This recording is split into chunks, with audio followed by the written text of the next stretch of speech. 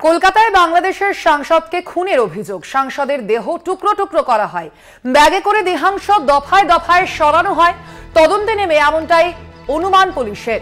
New টাউনের flat থেকে বেরিয়ে কোথায় দেহ লোপাট, এলাকার সিসিটিভি ফুটেজ দেখছেন তদন্তকারীরা। আপনারা জানেন যে এই ঘটনায় রীতিমতো রহস্য তৈরি হয়েছে এবং কিভাবে এই ঘটনা তার তদন্ত নেমেছে পুলিশ। এ বিষয়ে আমরা আরো বিস্তারিত জানবো। ফোন লাইনে রয়েছেন আমাদের প্রতিনিধি রিয়া মাঝি। রিয়া, এখনো পর্যন্ত পুলিশ সূত্রে কি জানা যাচ্ছে? দেখো, তোমাকে জানিয়ে রাখবো যে পুলিশ অনুমান করছে যে ব্যাগে করে দেহ অংশ দফায় দফায় ফেলে আসা হয়েছে। তবে কোথায় ফেলে আসা হয়েছে সেটা এখনো অব্দি ট্রেস করা সম্ভব হয়নি।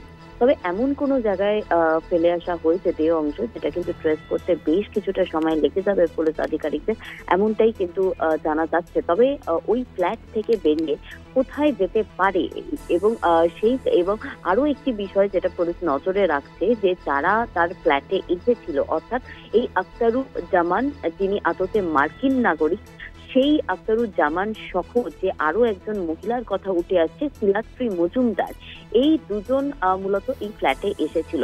তবে এই যে খুন করার পর দেহ অংশ কেটে টুকরো টুকরো করে কেটে সেগুলোকে লোপাট করার যে কাজ, সেই কাজ আদতে এই দুজনই করেছিল নাকি অন্য কেউ করেছিল, সেই বিষয়টাও কিন্তু পুলিশ নজরে রাখছে। এবং একই সঙ্গে তোমাকে জানিয়ে রাখবো যে পুলিশ অনুমান করছে যে এই দেহ অংশ লোপাট করার জন্য এবং ব্যাগে করে নিয়ে গিয়ে দফায় দফায় অন্য অন্য জায়গায় ফেলে আসার যে কাজ, সেই কাজ কিন্তু অন্য কেউ করেছে বলে পুলিশ মনে করছে। এবং সেই কারণের জন্য সেখানকার সিসিটিভি ফুটেজ, এই ফ্ল্যাট থেকে বেরিয়ে যেই রাস্তাগুলো ভাগ হয়ে যাচ্ছে সমস্ত জায়গায় সিসিটিভি ফুটেজ চেক করা হচ্ছে এবং কোনো ব্যক্তি সেখান থেকে বেরিয়ে কোথায় গিয়েছিল, কোন রুট ধরে গিয়েছিল, সেই সমস্ত কিছু তারা খতিয়ে দেখছে। তবে ইতিমধ্যেই তোমাকে জানিয়ে রাখবো যে এখানকার যে এখন আমরা জানি যে সিআইডি এই তদন্তভার নিয়েছে। সিআইডি যেমন এই বিষয়টাকে খতিয়ে দেখছে, এখানকার পুলিশ যেমন খতিয়ে দেখছে, একই সঙ্গে তারা যে ইনপুট পাচ্ছে তারা কিন্তু রীতিমতো বাংলাদেশের সঙ্গে শেয়ার করছে।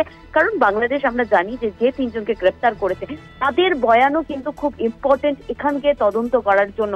এবং সেই কারণে কিন্তু যেটা দেখা যাচ্ছে যে ক্রমাগত এরা লিয়াজও রাখছে। এবং একই সঙ্গে তোমাকে জানাবো যে এই যে আখতারুজ্জামান, যার নাম উঠে এসেছে, যে কিনা মার্কিন নাগরিক বলে দাবি করা হচ্ছে, এবং এই যে মহিলা শিলাশ্রী মজুমদার, এই দুজনেই কিন্তু এখনো অব্দি পলাতক। এবং এদের যখন ট্রেস করা হচ্ছে তখন পুলিশ জানতে পারছে যে এরা নেপালে পালিয়ে যেতে পারে বলে, এমনটাই তাদের অনুমান। এবং সমস্ত জায়গায় আজকে যেটা দেখা যাচ্ছে পুলিশের তরফ থেকে দফায় দফায় বিভিন্ন জায়গাতে তারা রেড চালাচ্ছে, কারণ দেহ কোথায় ফেলা হয়েছে, দেহ অংশ কোথায় ফেলা হয়েছে, সেই বিষয়টা জানার জন্য কিন্তু ক্রমাগত পুলিশ সেই কাজ চালিয়ে যাচ্ছে। অর্থাৎ বিভিন্ন বিষয়ে খতিয়ে দেখছেন পুলিশ। আপাতত ধন্যবাদ তোমায় রিয়া। আমরা কথা বললাম, আমাদের সঙ্গে ফোন লাইনে ছিলেন প্রতিনিধি রিয়া মাঝি।